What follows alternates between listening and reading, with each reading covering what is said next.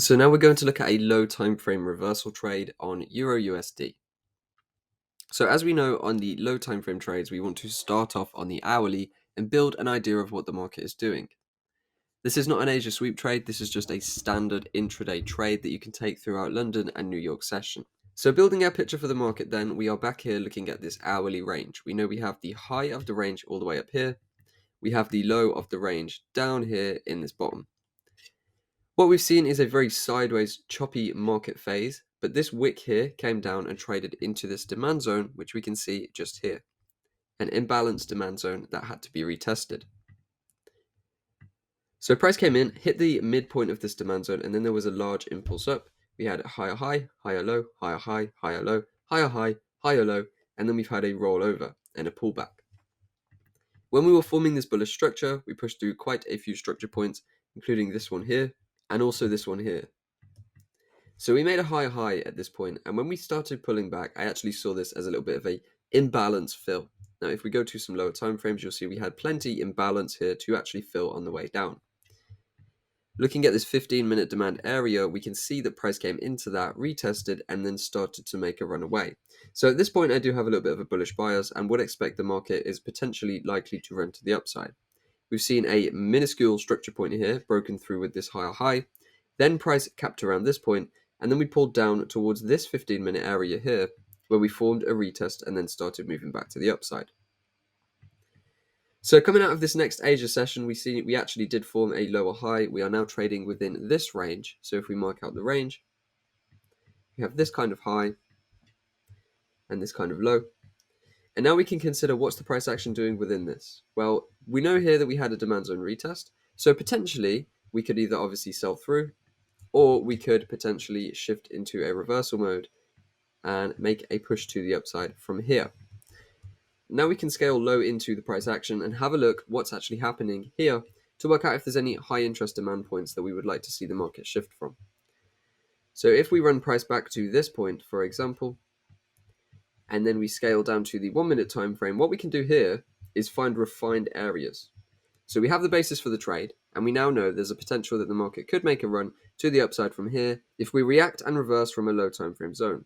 Alternatively, we will push through, and then we can actually look towards the short side to continue the ride down on Euro USD. So here we have two very clear zones. We have this one, which has not yet been retested. We had a very small tap on the outside of the range, but as we know, we do like to see price to come into the range.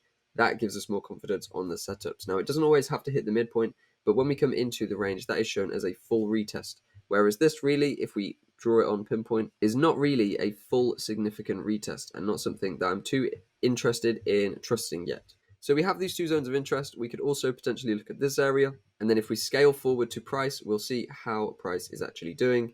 And just coming out of the end of Asia session, we see here that the market has pulled down into this level.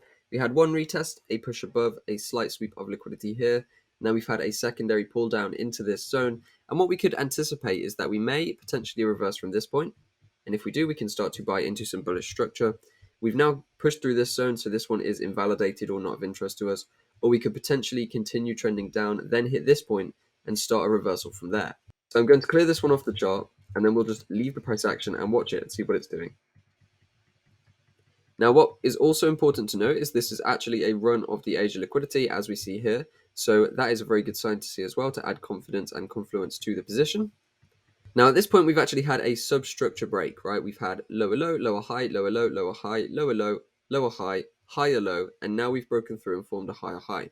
So the first position, an aggressive position, could be taken from this point here. Now, this is an aggressive position. We prefer to actually see the trend come into flow with some of the higher time frame structure. For example, if we push through these points and these points, we would have much more confidence. But as a general idea for an aggressive position, you could definitely look for a buy from this area here. So just seeing if that gets tagged in, we do indeed get a tag in and the market did start to run. But what this run has done, even if you didn't execute a position here, because I'll remind you again, this is a very aggressive trade, we have pushed through a few new structure points. And we can see here that if we pull this over to the side, we mark on this area here, we have, okay, higher high, higher low, equal high, then we form this demand, then we have a breakout. And this demand zone here is the zone that's caused this break of structure and potentially now also pushing through this structure as well, as we can see. So this is a more conservative approach. We can use the zone that broke structure, being this area here, to execute a trade when price comes into that region with a stop beneath the low, and then we can run price up. So if we put an order on here, this is a more confirmed opportunity and a little bit further in the trend. So this is a safer one to roll with than that original position we just looked at. And we could certainly look at this for an opportunity. Now we know we're bullish, but we only want to take this through the day's range. So what we could do is look towards this area up here in the highs, which looks like a nice little bit of a supply zone. So we have this supply area at the top, and this also correlates with the Asia high. So we could target just the low of the supply zone, and price is likely to then actually make a run towards the Asia high.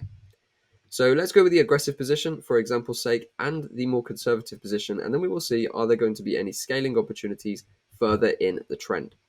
Now let's see, are we going to get tagged in and run on this one successfully? So there we have a tag in. Will the market then make a reversal?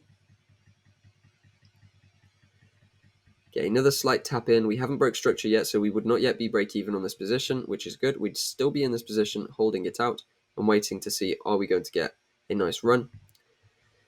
And if we then break this structure point here, we will have the opportunity to go break even on this position. If not, we will take the loss on that.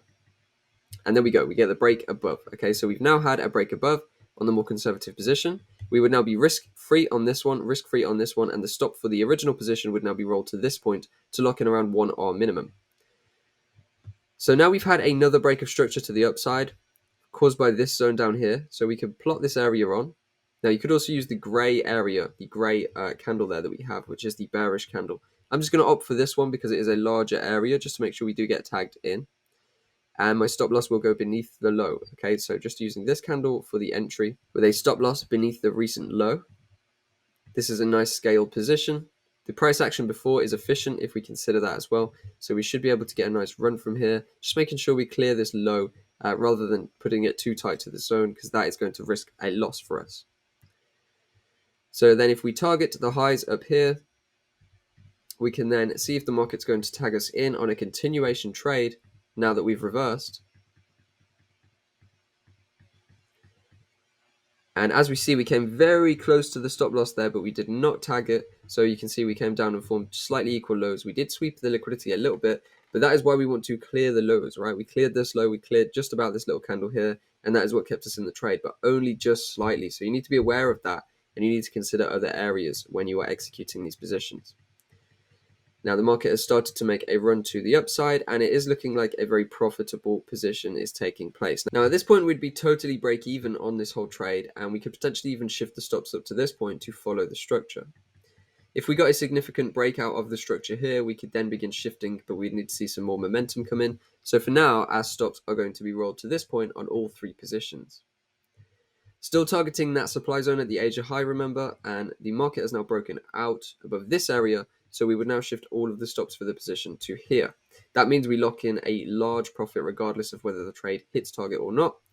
But as we see there, the target has now been fulfilled, the Asia high has been swept, and that is going to be 1, 2, 3 profitable positions scooped out there. Now, generally, you may only be going with the second two because this is an aggressive position, but it is still valid as I've showed you the breakdown from the start. So this is an 8.6R position. This is a 9.5R position, and this is a 8.2R position. So as crazy as it sounds, that right there, that simple layout and simple system you just saw, is a 26.3R profitable position from the low of the Asia range to the high. Now cutting this one off, you're losing 8.6R if you don't go with the aggressive position, so this then turns into around a 17R position. Now that could be 17%, it could also be around 9% if you went with 0.5% risk, which is generally what we do on the low time frames, especially when you're using funded accounts and you don't have too many bullets to risk before you get the account taken off you. So call this around 8% for a day, running from the Asia low to the Asia high on a standard continuation trade. Now this trade was not focused around the Asia liquidity runs, but it gives us a clear target, and it also adds confluence to the entry when we start to see the structure. Without an understanding of the Asia session liquidity runs, you could still have seen this trade very, very clearly in the market structure. We came into demand, we shifted a reversal, and then for the target, we clearly went for a imbalanced supply zone. So regardless of your understanding of the Asia session liquidity runs, we could definitely have caught this position regardless. And that is an 8% or 17% win, or potentially even a 26 or 13% win with the aggressive position. And that's a nice little example there of a low time frame reversal trade on euro. So it's a reversal because we're coming out of the downtrend and into the uptrend. Okay, this is the original reversal, and then these are essentially continuation scale-ins, but this is a confirmed reversal. This is an aggressive reversal, and then yes, this one is a confirmed scale-in as well. So that is my example for you. There's going to be more in the additional study area to come, but for now, let's have a look at a low time frame continuation trade.